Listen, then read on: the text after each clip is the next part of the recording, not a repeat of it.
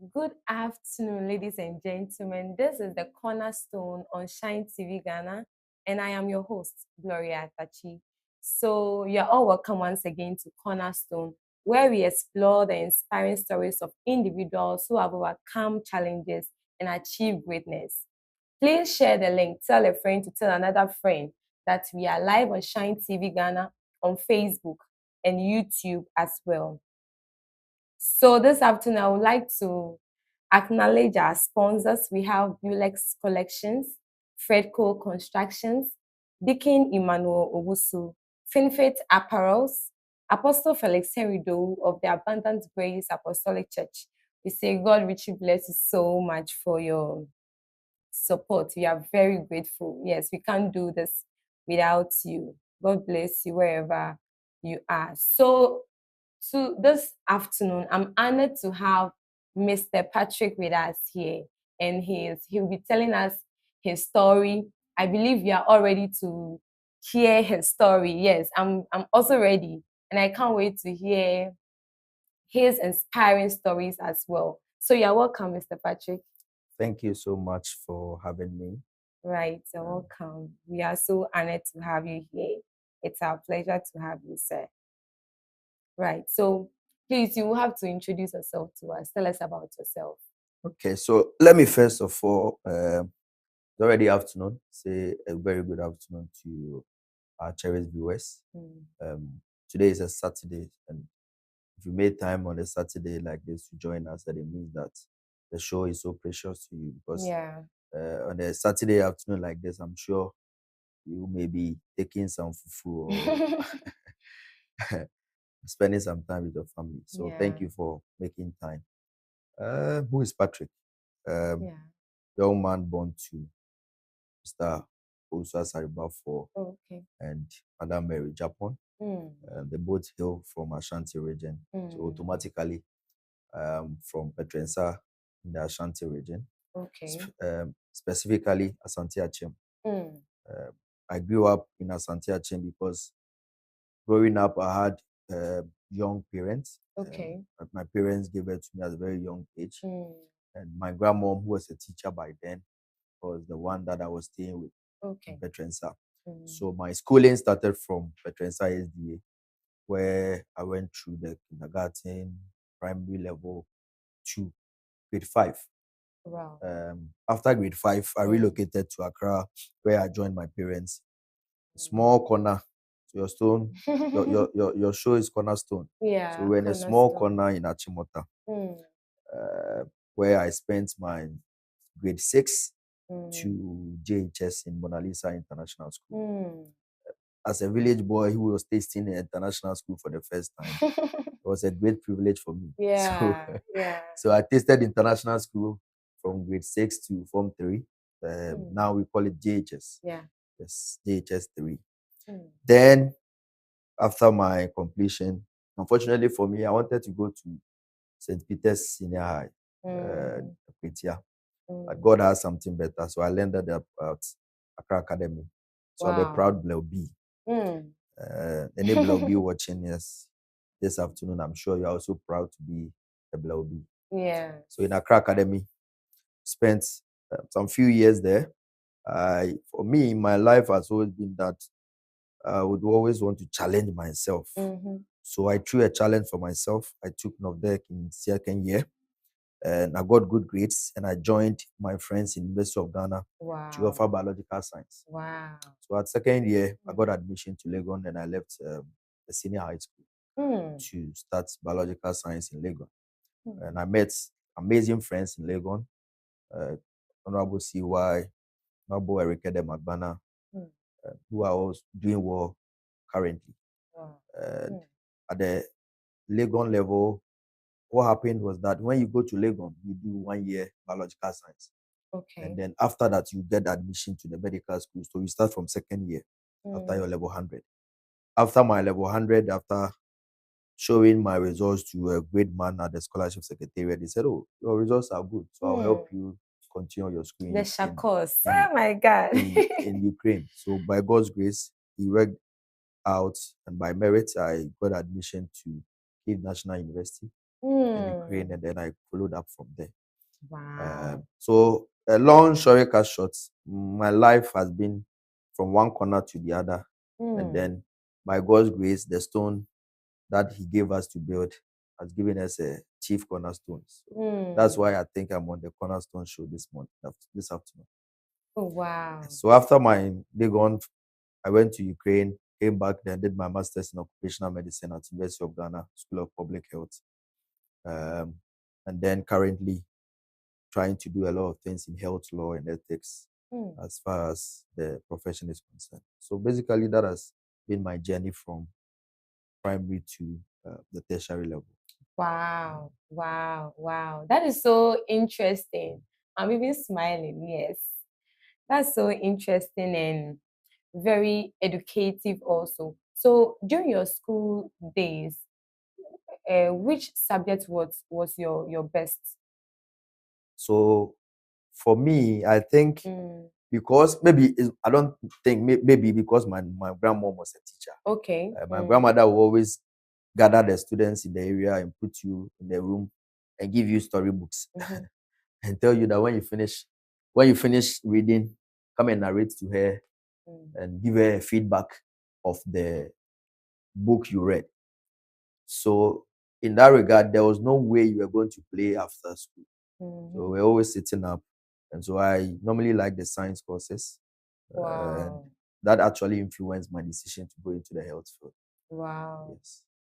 That has been the journey. But I think that apart from the science courses, I wasn't doing bad in the mathematical aspect of the lessons as well. Okay. My favorite were always the general science courses. Anatomy. I remember my first year at Ukraine, where I had to change my language. Maybe we'll come there. I'll tell the full story. Sure.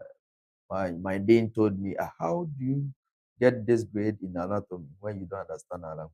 I think I had like 95 or something. Wow. So that has been like my strength as far as the subjects are concerned. Yeah. So, staying with your grandparents, let me see, without your parents, how was it like?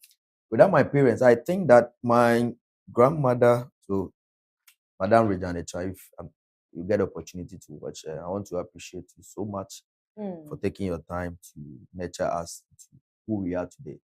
I think that what happened was that my mom was working from Accra to Konongo. My mom deals in maize. Okay. So I'm advertising for if you want maize to buy, you call my mom and she'll sell to you. That's just by the way. So what was happening was that she used to come to Accra and during the weekend spend with us there in Konongo. So once a while we got to, and I realized that the same qualities in my mom were reflecting in my grandmom. So whatever my grandmom was doing for us and the training that she was giving us, that was the exact that I was experiencing when I joined my parents in Accra. That kind of motherliness and love that she was giving us in Accra, that was the same love that my grandmother was giving us when we were in Konongo. So I think with my grandmother, I didn't experience anything different from a mom who show his or her child. The parents who show their children. So my grandmom was like a parent to me from my childhood. That's so nice. So when you are with your okay, so my question is, were you the stubborn type or you were every child has been a stubborn child from the beginning stage of your life. Yeah. Even when he was creating the world, they said that the beginning was very wretched. So in everyone's life, your beginning, sometimes you show some wretchedness.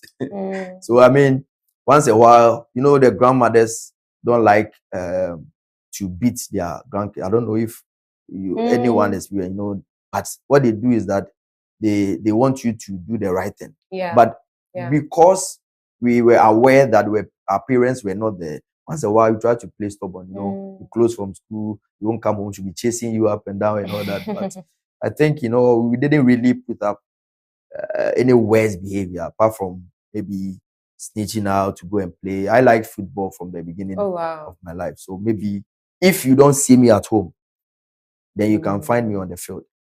So that was my journey. If you don't see me in the house, she was sure where to locate me. So she will come straight to the football field and come and look. Wow. Oh, so your upcoming was very, I mean, easy going, and so you didn't face any difficulties like that going up. Well, maybe because we were children, we didn't really. Sometimes when you are a kid, you think that your mom or dad are the most richest people in the world. Yeah. Because anytime you ask for something, they will provide for you. It's because they want you to feel okay. Sometimes our parents do not even have, but because they see you to be their child, they will go the extra mile to provide for you. So every one of us encounter difficulties, but only that we don't feel it, because our parents are always there to always sacrifice and make sure that whatever we needed will be sorted out. So I think that I encountered some challenges, and one of the things that made my education quite easier was because maybe my grandmother was an educationist. So anywhere she's transferred, she will take you. So you join her in every school. And so my education wasn't so bad, because she will train you, she will take you. Even if it's prefectorial role, she will make sure you are the one taking the position, because she's the maybe headmistress for the school. So you have to learn the hard way. So I think that also helped in that regard. But one of the things that really was challenging was because maybe my parents were very young. And so that kind of when you are young and you have a young parent like that of mine, they don't really want to correct you in a way that you feel bad. They want to pamper you and all those kind of Are you the only child? No, I'm not the only. We have 4. Oh wow. So I have 3 other brothers. We are only boys. Hey, so we have a boys school at home. 4 boys. Yeah. Wow. Wow. So now let's come to your middle life, like the struggles. Okay. What are some of the significant obstacles you faced growing up? Growing up, I think my challenge and obstacles, but okay, so actually let me first of all establish, I don't believe that the things we encounter in life are really obstacles or setbacks. Sometimes I always say that your setbacks are only a setup for your comeback. Yeah. And so if you encounter a setback in life, it doesn't necessarily qualify to be an obstacle, but it's just a setup for a major comeback in your life.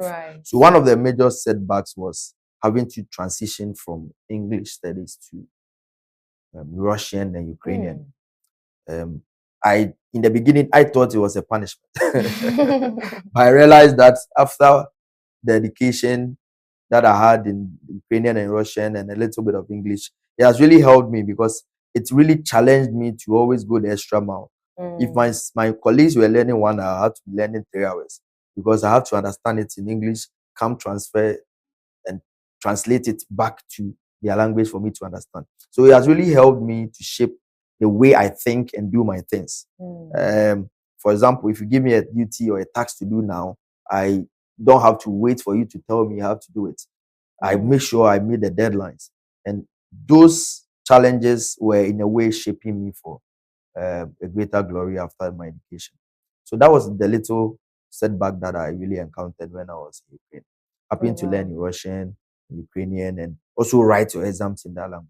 It was a bit tell us more about that. Did you have to go to a school, okay, or you had a personal teacher who was teaching you the language? No, so what happens is that for us, when we go to Ukraine, normally, if you want to study in Russian or Ukrainian, you have to go through 1 year period of preparation. They call it preparatory school. Just like we have kindergarten in Ghana. So you are like, maybe if you got there 25, you have to work like you are 10 years or 5 years. Because if you learn a language, you have to be like a child. That's the norm. When you get there, your teacher will tell you, this language, if you want to learn it, behave like a child. Because you are now coming to learn A, B, C in someone's language. So if you want to act like you are an adult, then you cannot learn the language. So you go through a preparatory course, what they call in their language, school is scholar. In Russian, school is scholar. So you go through that period of 1 year to learn the basics. and also prepare you and give you the translation of the English words you'll be using to learn in their language. But we didn't get it like that. We got there 3 or 4 months to the next year. So we had to quickly either adjust or fit into the system. So we had two options, either to start from the scratch or quickly learn and join them in second year. So being a government-sponsored student, you can't opt to start because your scholarship is for a particular period. If you go back and start your last year, you may be forced to pay your own fees. Because the scholarship is for a particular terrain. By 2017, you have to finish. So you have to adjust yourself and make sure you learn to fit into their system. So we had a challenging time using about 3 or 4 months to learn their language and join them in second year. So that was how difficult the task was. But we were able to comport ourselves, submit to learning because we had a goal. Because once you have left Ghana, you can't come back without a certificate. You have to show forth something when you come back. So that was the procedure they took us through when we got to Ukraine. And you learn their language from the scratch. You learn basic science, and then you had a lot of teachers who are coaching you. This is how your exams is going to be like. This is you have what we call a course coordinator. Over here, I don't know if you have something like that in Ghana, but we have a course coordinator who is, even if you are not in class, you come to your house and look for you. That's how serious the thing is. Yes, they are always looking out for you to make sure you are doing the right thing, because their mindset is that they want you to do well, and if you are not allowing yourself to do well, they are there to help. So even if you don't come to class, they'll look for you. If you are in class and you are not feeling well, they'll let you go home and even follow up with you at home. So that was how the whole thing was. So we had a good time learning the language in Ukraine for about 4 months, and we joined them in September to start the second course with them. Oh, wow. Yeah. So from what you said, meaning you didn't have any chance for like, you know, when you travel outside the country, sometimes when you are someone who is eager to travel outside the country and you get there, you know, sometimes your focus even changes. Yeah. You know, you are there to go and learn, but then because you've not been into that country before and you've been there, you would want to sometimes go out, explore. Yeah. So you didn't face anything like that. Well, the terrain and the jurisdiction we found ourselves didn't really allow us to do a lot of social, because in the field of health, any student who decides to learn in the field of medical sciences of health or health has to sacrifice at least 5 years of your time. Your chilling 5 years time is going to be seized. It's like your life will be on hold for 5 years. Because I remember sometimes you used to go. So what happened was that I was doing 2 schools at a time. So I was attending Owusu Institute of Cardiology, where my dean was the director. So we have our practicals there. And then we will come back to Kyiv University for our theory classes. So the distance between Kyiv and then Owusu was about an hour. But because we were using train, we could use 10 to 15 minutes to get there and come back. But if you go there by bus, that's like about an hour. So you set off from 6 a.m., go to Owusu, get there maybe 6:30, and your classes will run all the way to 6 p.m. So you only have about 15 minutes break. They call it coffee break. And then they go out to take their coffee. You come back, you go for another lecture. Maybe if we're doing also medical imaging alongside. So if there's anything about CT scan that they are doing, your course coordinator will call you, go and observe what is happening. So that was how the whole thing was, until you get to maybe the final year. You don't have a lot of time. But of course, there were a couple of programs. I was attending PIWC, Pentecost International Worship Center in Kyiv. A good morning to my then presiding elder, Dr. Owusu Asare, who is now the presiding bishop for administrative bishop of Perez Chapel International. So he was our presiding elder in Ukraine, and he put together a lot of programs and competitions among the Ghanaian students. Sometimes you go for gala, we play football, we do a lot of Ghanaian cultural display to the people in the country. So we had a couple of activities that we used to do, and I also became the youth leader for the church. So during that time, we're doing a couple of programs. We call something Hala Praise. That was yes, that was our flagship event that we're organizing for Kiev, where we bring all the Russians, Ukrainians, and everyone together to celebrate God, praise, drama, choreography, a whole lot of activities. So that was how we also spending social life whilst we were in Ukraine. Once a while, I remember my first year, I told you from the beginning that I was interested in football. Yeah, you did. Yeah, so together with my friend, he's now in the US. Yeah, it's called Abdul.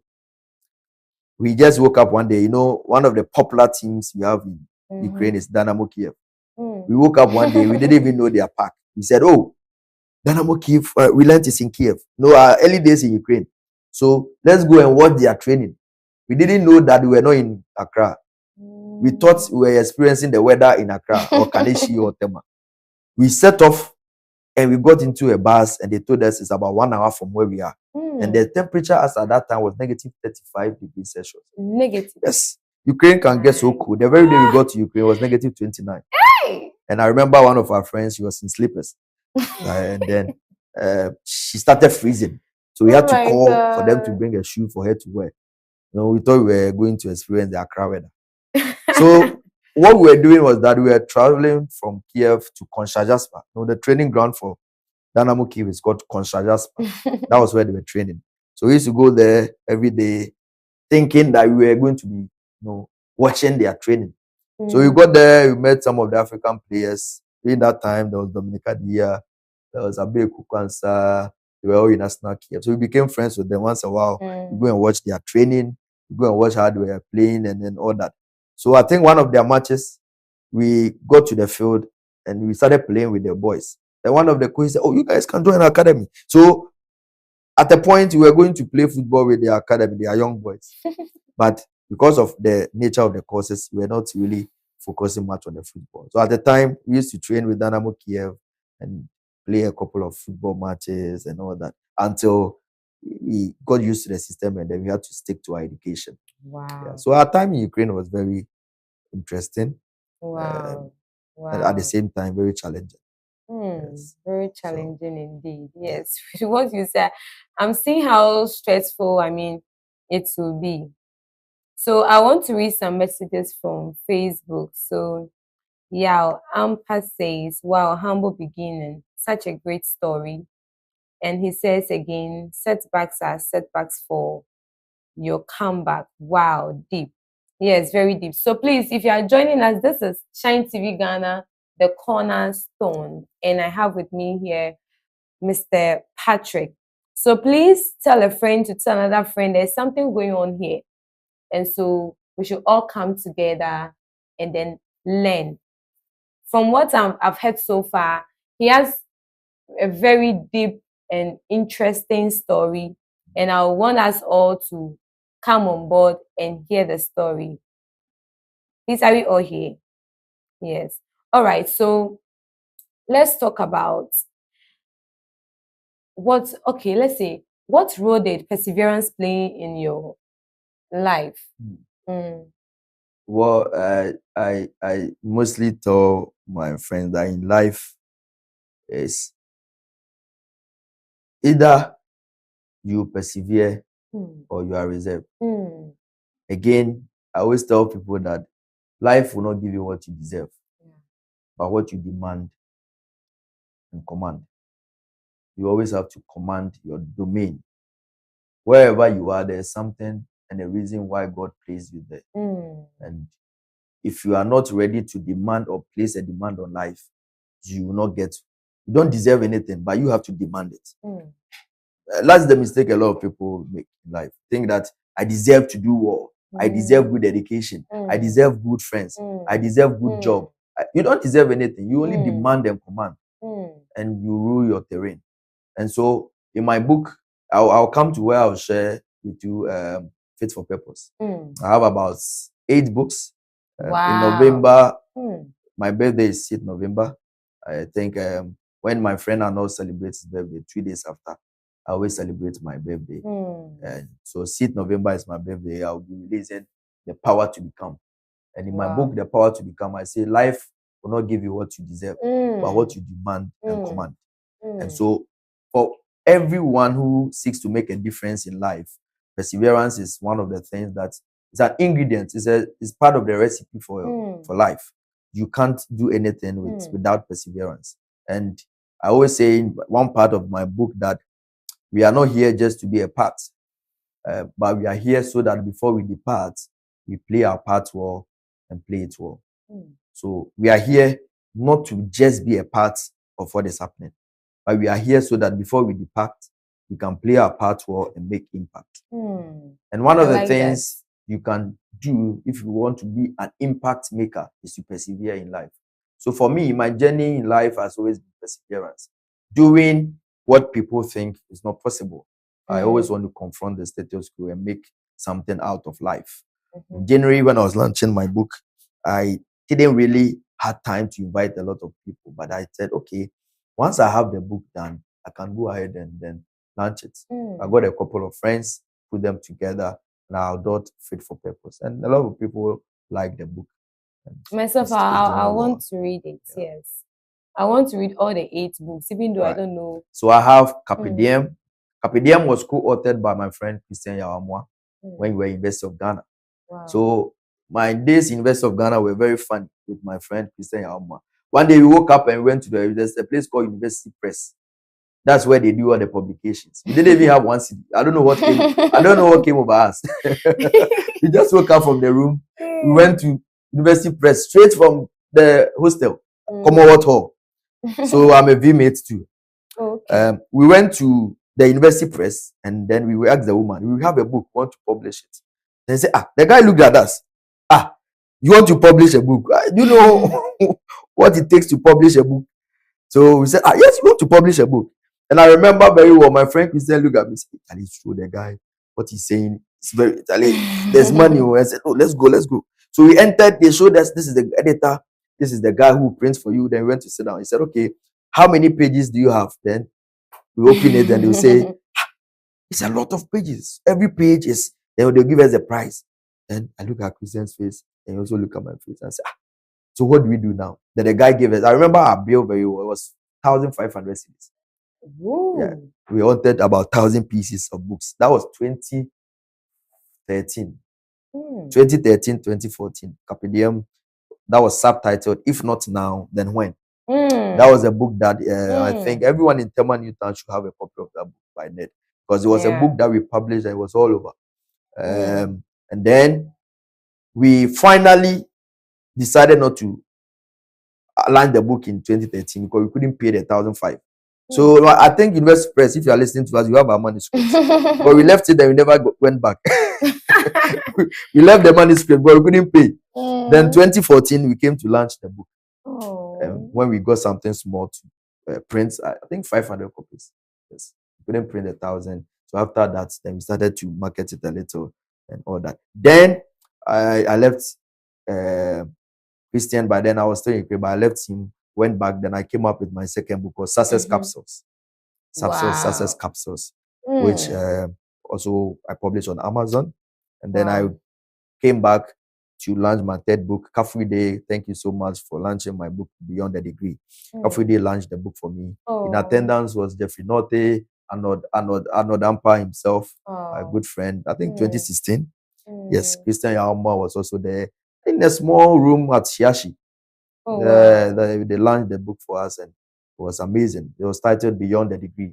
And that was the third book, which was also co-authored by my good friend Abdul Hamid Inusa. And after Beyond the Degree, I said, okay, after school, we are meant to go beyond that degree. So what should be next? Then I wrote Get It Done. Wow. Once you want to go beyond the degree, you must get the things done. So I wrote Get It Done, my fourth book. Then I realized after getting things done, I had to go the extra mile. I said, against all odds. Even if I have a challenging beginning, I have to act against all the odds. And so I brought Against All Odds out at that time. Then one day I was reading an article. I don't know if Delores former son will be getting the video. That's Delay. I was reading something. I have a close relationship with her. I had a conference with her some 2-3 years ago. I met her again last month. We had a cool chat. I think this year we'll be doing something together again. I wrote an article and I sent it to her on Instagram. I said, you have to publish this one. Then the chapter 6, I said the delay effect.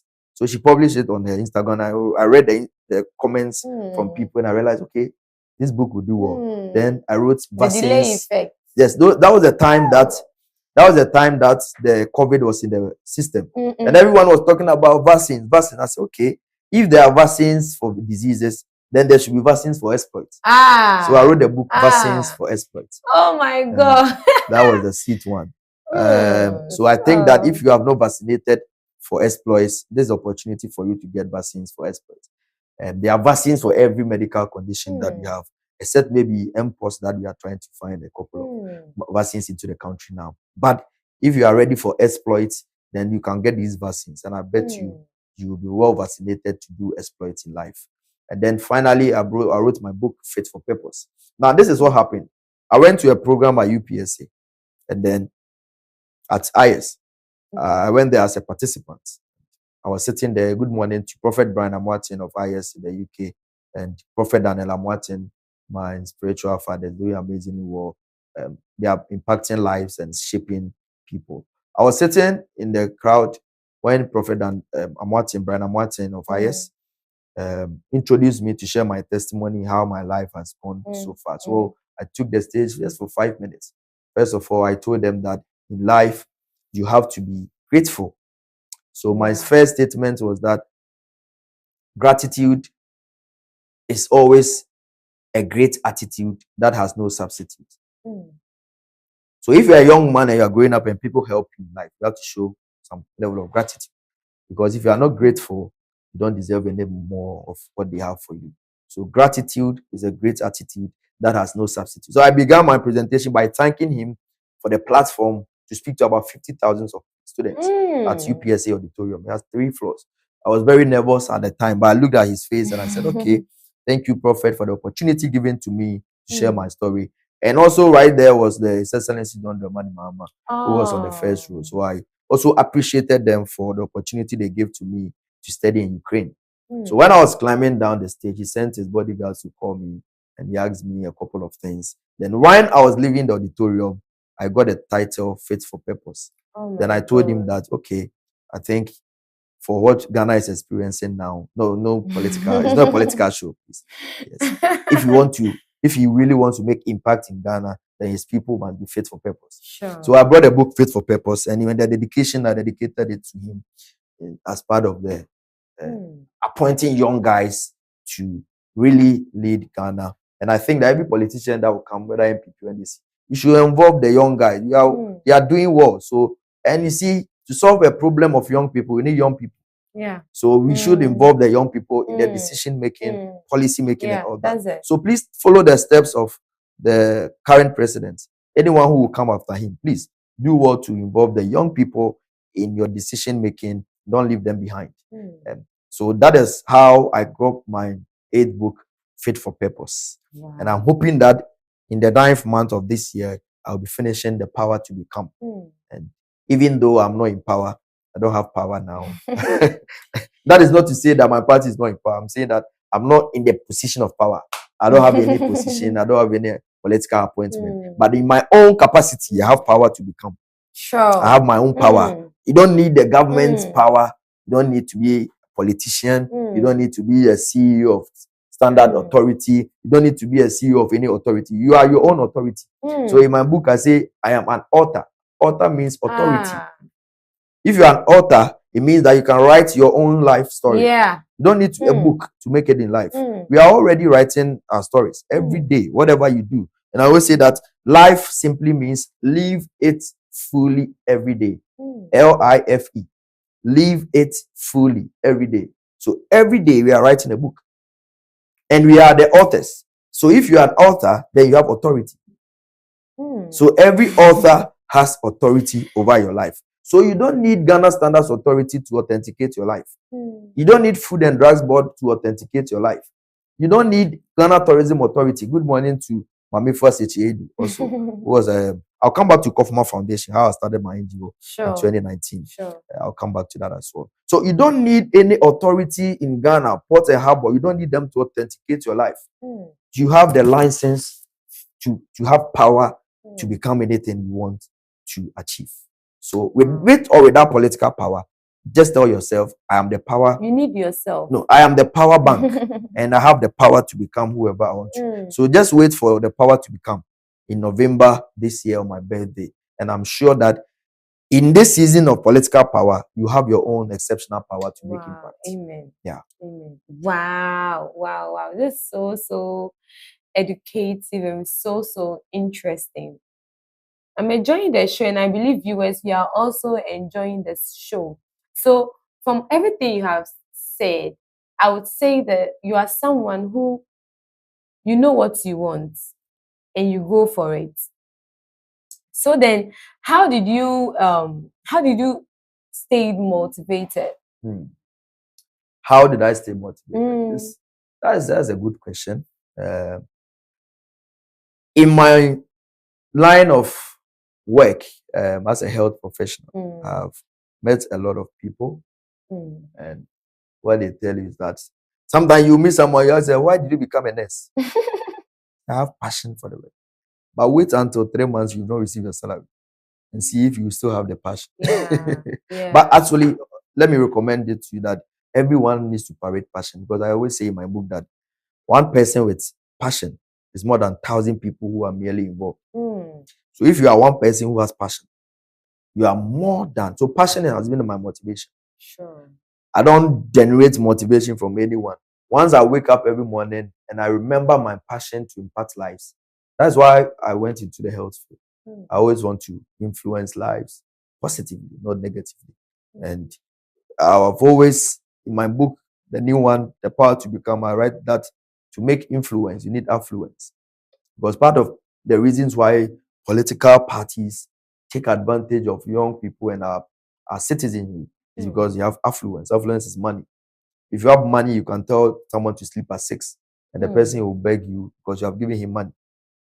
So money is a very important part of our life. So I'm actually consulting a friend to write a chapter for my book on financial intelligence, liberation from financial problems and all that.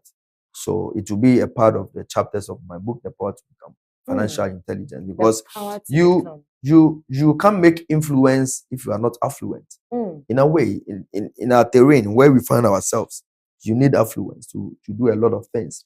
You have a lot of dreams. Some of us are living in our heads. Our lives are so big here. We can't make our ideas manifest because of money. But the power to become will teach you how to use one city or the little you have to generate income. You know, when you go to ECG, they generate power. Power is not available at ECG. ECG doesn't give power, they generate. So it's not as if government has given them power. It's there and they are selling it for every house. If you fail to generate power, then you have done so. So everyone's life must generate power. If not, you have done so in your life. So life must believe continuously. And I think that my motivation and my fuel for life is power. That has been fueling my life. It's passion. Passion has been the fuel for my life. Just like ECG, Volta River Authority, use the turbines continuously to generate power in our homes and all that. My own fuel that has powered my life has been passion. I don't need motivational quotes. I don't need motivational speakers to tell me that I'm going to do well in life. I always try as much as possible to generate passion each and every day. Even if I'm down, I need to still generate passion. And you can also generate passion to God. God has always been our only source. And if you have God in your life, I don't think you should struggle to be motivated. So passion and the God factor has always been the fuel that has been moving my life, that has driven my life, that has moved my life from one point to the other. So that has been the So from when you were a young boy to maybe now, have you ever felt like giving up? Of course, yes. I think when I started Kaufman Foundation. So I have an NGO called Kaufman Foundation. One of the things that has become a canker in this country is cancer. I always say that cancer is a serious canker that must be eradicated. So when I set up Kaufman Foundation, the initial stages, I thought that I was going to be using the platform to advocate, to sensitize people on breast cancer. You know, every year we have 1 month dedicated for breast cancer. So that was what I was doing.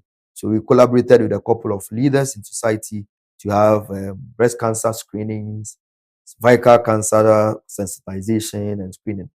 But I realized that at the early stages, it was very challenging because you see, I even met a man and he told me, hey, do you know what it means to say I have a foundation? Do you know that foundations are owned by rich people? Because that is our mindset in Ghana. I've made $1 million. I don't know what to do with the money, so let me set the foundation. But no, we don't set foundation because you have made it and you want to spend money. No. So I challenged myself to say that, okay, at this early stage of my life, let me set up an NGO, and I bet you, I will say that then I was saying that it was the bad and the worst decision that I've made in my life. Oh, you don't have anything and you say you want to help people. Hey, you know what it means to help people when you have nothing. But I'm always happy that there's this thing that I always say every program that I go to, that God has a tendency to make everybody or nobody somebody without consulting anybody. When he wants to make somebody or a nobody somebody, he doesn't consult anybody. He freely elevates you and turn your life around. And so because of the God factor, I motivated or inspired myself that irrespective of the fact that I don't have anything, Kaufman Foundation will be a platform that thousands of people will be impacted. So in 2019, I set up the Kaufman Foundation. I gathered a few medical friends, nurses, and very challenging. You know, when you are moving with health people, it's quite difficult. Sometimes you have 10, 20 people with you going to Volta region, going to Ashanti region, going to University of Ghana, going here, using your money, doing this. But I know that for every journey that you say, I always say that journeying is good, but arrival is better. So that has been a journey, but I know that when we arrive, it will be very much more better. So we started in 2019 doing our screenings. And then what we were doing was that we were soliciting from help from our friends. They were supporting us, partnering with us for them. Health screening, then all of a sudden they all stop. And I'm someone that I don't like to halt or put to an end with that which I've started. So I felt like, well, but I can just work and take my salary, and why involve myself? Maybe I have to even go and do something that will give me money. I'm going to do free screening. Like, does it make sense?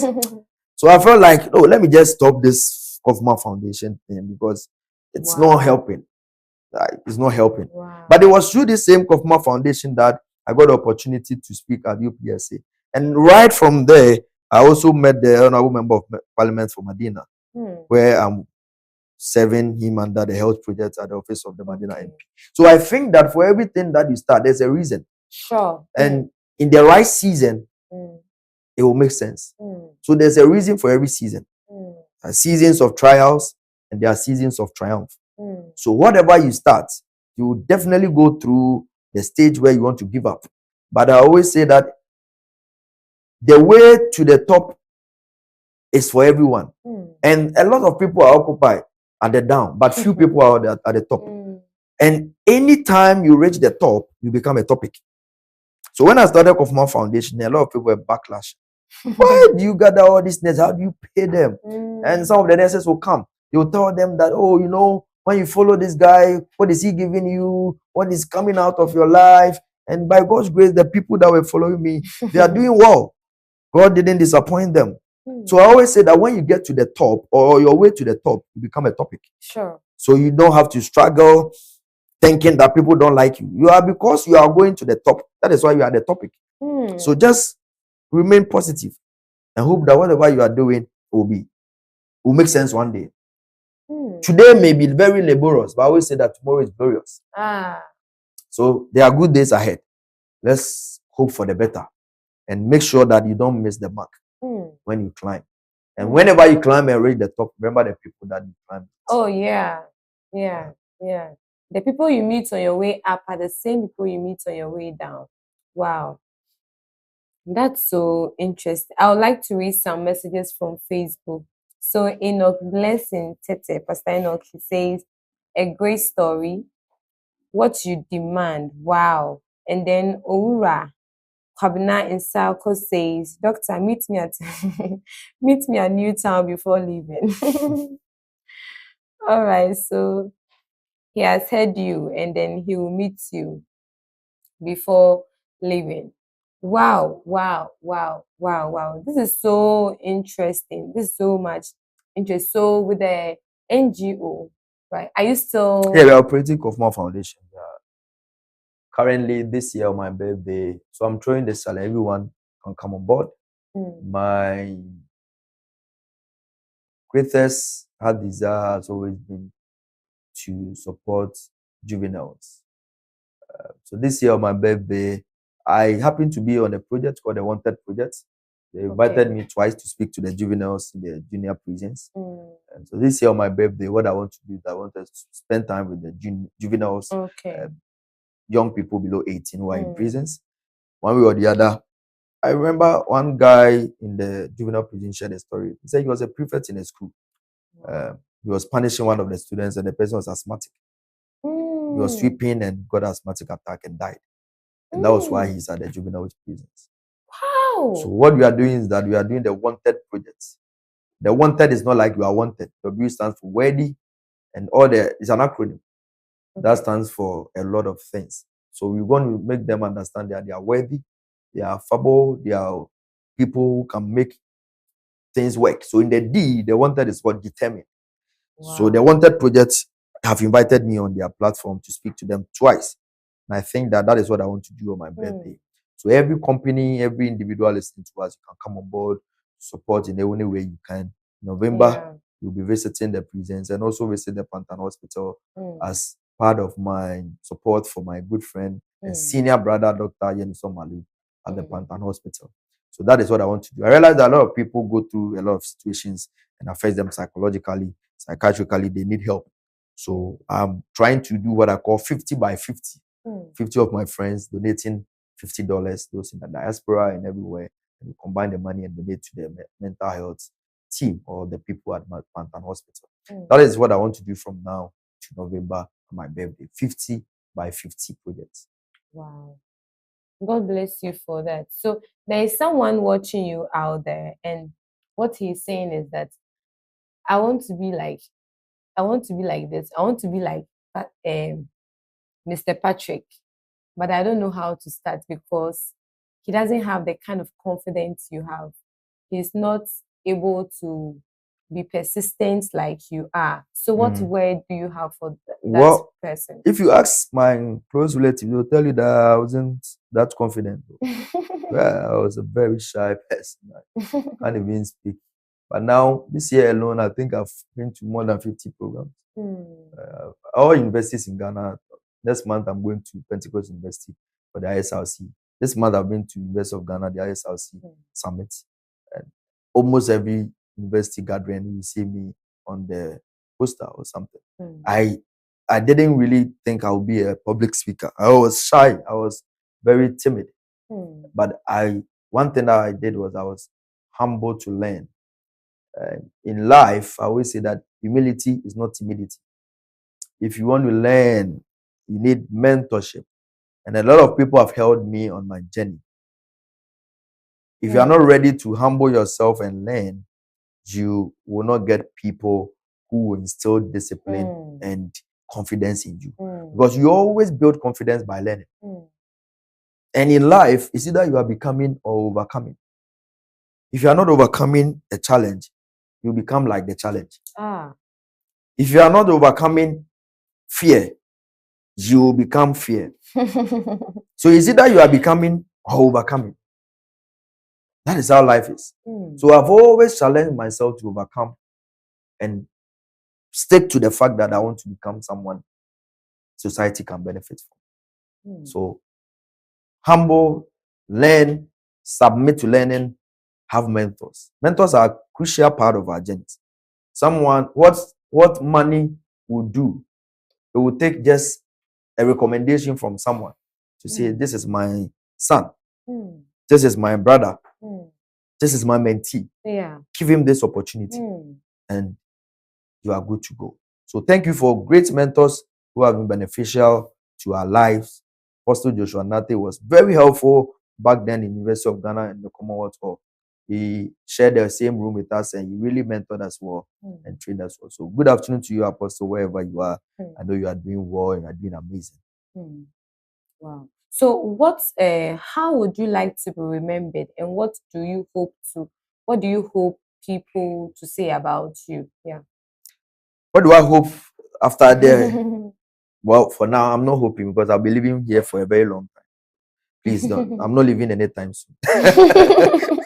but on a more serious note, I think that I want people to come and meet my books. And when they take my book, even if you are at the verge of committing suicide, you can read and tell yourself that it's not over. I want to reach a point where I have a lot of people. I've done a lot of teaching for people for free. Some time ago, I used to teach final year students, and spend my time with them, train them to be able to pass their exams. I want to reach a point where all the people around me are doing well in life, and we collaborate and do bigger things. So when I'm not here, I want to be remembered for my books. Number one, I want to be remembered for impacting lives and being a source of motivation and inspiration. I always like to use the word encouragement because in my company or organization, Kofma Foundation, I don't say I'm the CEO because I don't run it alone. Emmanuel Afo, Nora, the amazing nurses that are supporting me have been very, very, very, very, very supportive. Arnold has been there for us. Great Man Multimedia. Good afternoon to you.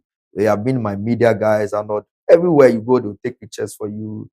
All the great guys that are supporting me, they have really, really helped. So I want to be remembered to be that leader who always instilled teamwork amongst his people, because I always say that teamwork makes the dream work. So if you're a leader and you're not instilling teamwork among your members, then you're not doing well. So I want to be remembered for discipline, for mentorship, for impacting lives, for my books, and being supportive. So everyone that will come close to me, I've not made the money that I want to make yet. I'm hoping God will bless me so that I can impact my family, I can impact my friends, I can impact beyond my reach.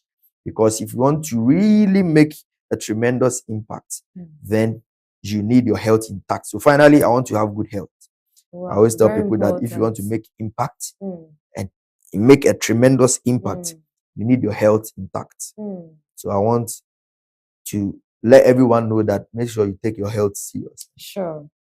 I think that is what I want to be remembered for. Someone who advocated for good health, someone who motivated people, who empowered lives and influenced lives positively, and took people with him on his way to the top.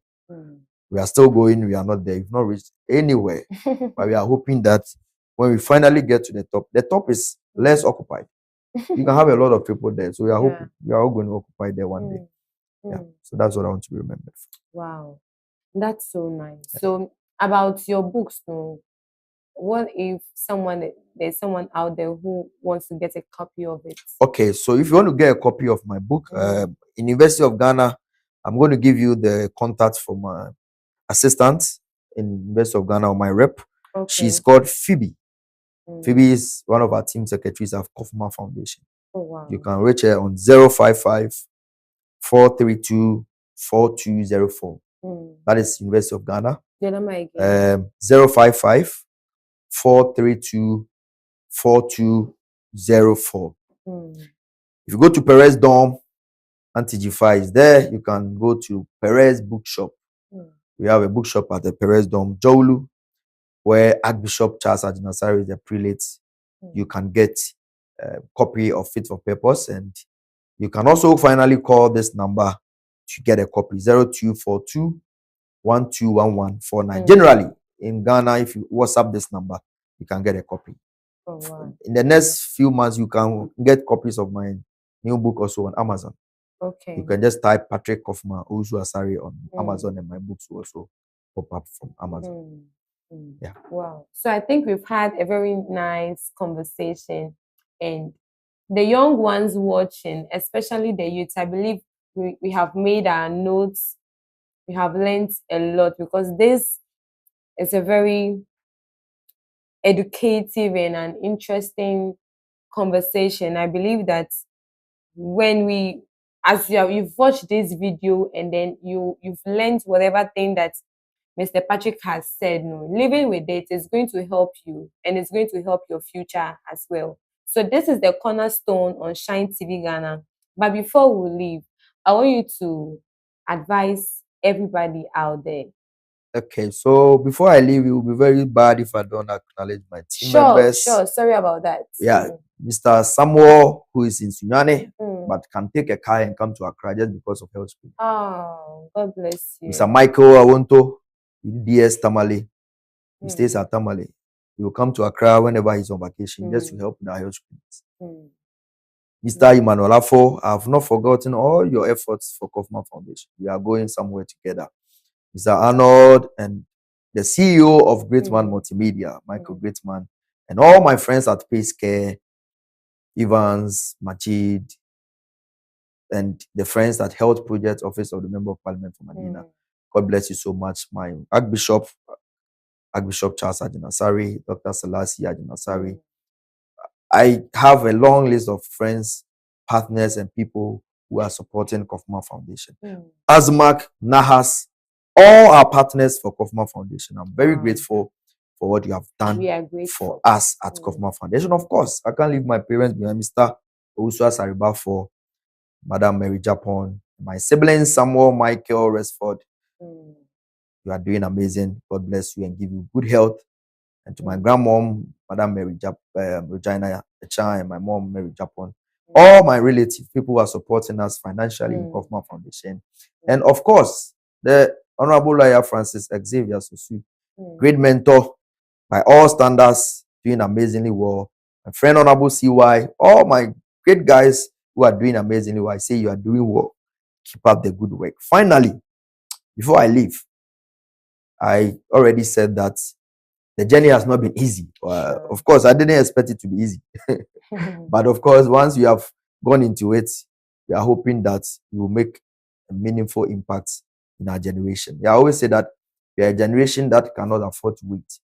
The future began yesterday, and we are already late, just as John Legend puts it. And in my new book, there's something amazing that I've indicated over there. I always say that there are 3 cities that every young man must travel to without a visa. 3 cities you can travel there without a visa. The first city is called capacity. Wow. The second city is called tenacity. And the third city is audacity. These cities you can travel there without visa. It's not US that you go to the embassy to take a visa. It's not UK you go and take a visa. You don't even there's no embassy for building capacity. You build capacity by learning and enduring to the end. So you build capacity, have tenacity, and the audacity to live your dreams. And finally, if you are ready to make a meaningful impact in life, after building capacity, gathering momentum, and having the audacity to live your dreams, the right attitude is very important. And most of the times we say this, your attitude determines your altitude. No. Your attitude does not determine your altitude. The right attitude coupled with gratitude. Like I said in the beginning, you need to be grateful. You need to have the right mindset. Show appreciation to the people that helped you. So in my book, Power to Become, I say, your attitude does not determine your altitude, but your right attitude, level of gratitude with aptitude will determine your altitude. Thank you for having me and your CEO, Shine, for such an amazing work that he's doing. I know he will go far with this project. And thank you for hosting me this afternoon. I enjoyed the show myself. Yeah, God bless you. I felt like a summit. God bless you so much for coming. Myself, I enjoyed the show and I've learned a lot. We are honored to have you here. And it's a prayer that the Almighty God is going to bless you and grant you all your heart's desires in everything that you do. Amen. Amen. So please, this will bring us to the end of today's cornerstone, to today's exclusive. And please, I have an announcement for us all. Tomorrow, Shine TV Besties, we are having our program Unscripted, and our topic is the journey so far. So please, tomorrow 3 p.m. kindly join us. And we have a party also. Tomorrow is our CEO's birthday, Mr. Shiny. Yes. So please, when it's exactly 3 o'clock, kindly join us. We have a big party, a jollof party actually. So join us on YouTube, please. It's only on YouTube. So kindly join us on YouTube, and it's going to be an interesting something, and God is going to bless you wherever you are. So until next time, this is the Cornerstone. Stay blessed. Bye-bye.